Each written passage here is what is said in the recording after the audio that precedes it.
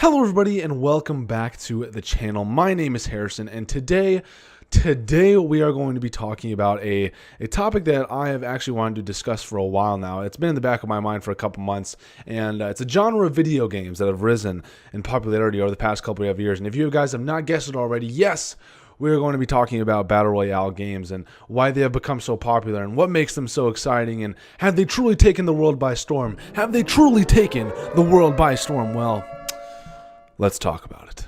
So the first Battle Royale game I can remember watching was actually H1Z1 King of the Kill. Back then I didn't really know what it was. I would research the crap out of the game and watch it a ton, and I always found the idea and just game in general just super intriguing. I was actually never able to play it during its prime time since I didn't have a PC to game on back then, but the first true Battle Royale game, if you want to get technical with it, can be traced back to DayZ with the implementation of Survivor Game Z. Survivor Game Z was more like the Hunger Games. People would spawn in a circle, and there would be loot in the middle, and people would have to race to get that loot, and the last man standing would win. Ever since Survivor Game Z, these Battle Royale games have just evolved so much.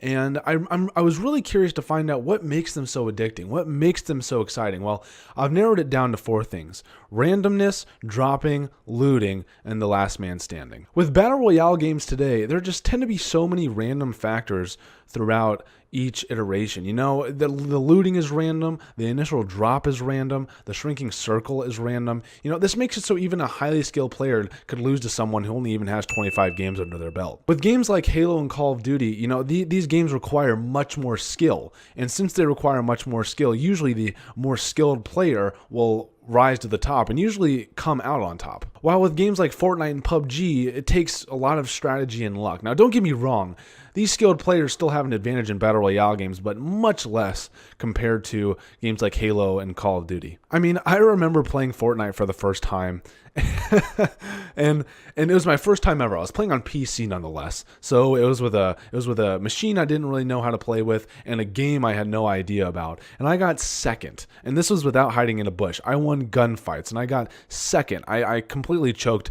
on a 1v1 because I didn't really know how to build yet, but it's stuff like that that really makes Fortnite and PUBG unique. And with that being said, players have to truly adapt and develop skill in these games, and the overall outcome is a sweet, sweet chicken dinner. Personally, I find the initial drops in PUBG and Fortnite to be, you know, really one of the most exciting parts of these games. You know, it might sound lame, but really think about it. 100 players are dropping onto the same map. Everything is randomized, so not everyone will have the same item in the same place. You know, you could land in a town with 30 people and have a massive gunfight with all 29 others, or you could just land in a little tame area and, you know, collect as much loot as you could to progress in that match. With each game, you have an initial drop, and each initial drop is a different outcome for every individual player. And I truly think that is what makes these type of games so exhilarating. Every single player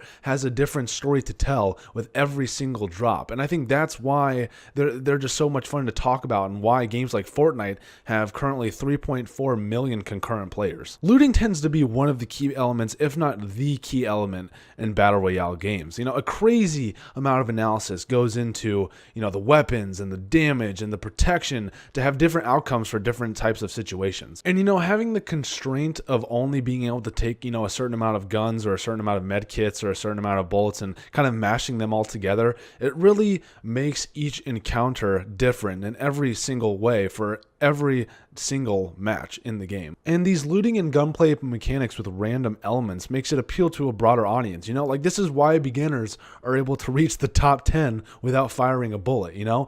And it's all about strategic thinking and what you'll do each time the circle shrinks. And what's the one thing you need to execute all of these elements? It's honestly pretty basic, just a keyboard and mouse, and honestly probably some basic reflexes too, because those probably help in Fortnite and PUBG. The point of playing these Battle Royale games in the end is essentially essentially to win. Everybody wants to win a chicken dinner and be seen as the king or queen of the match. In Battle Royale games, the matches tend to start off pretty slow with players being picked off left and right.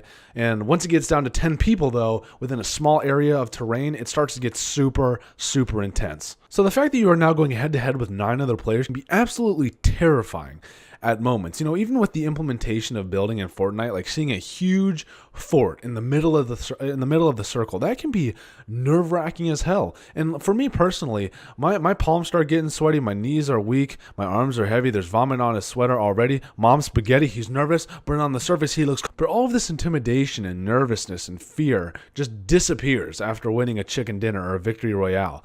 And it's addicting just to win the game, because you love that feeling, and you love that feeling of being on top. So in conclusion, are games like PUBG and Fortnite perfect? Hell no, they're not. Hell no. PUBG, for one, just released their 1.0 version last month, and before then they were in early access, and they still have a lot of kinks to work out.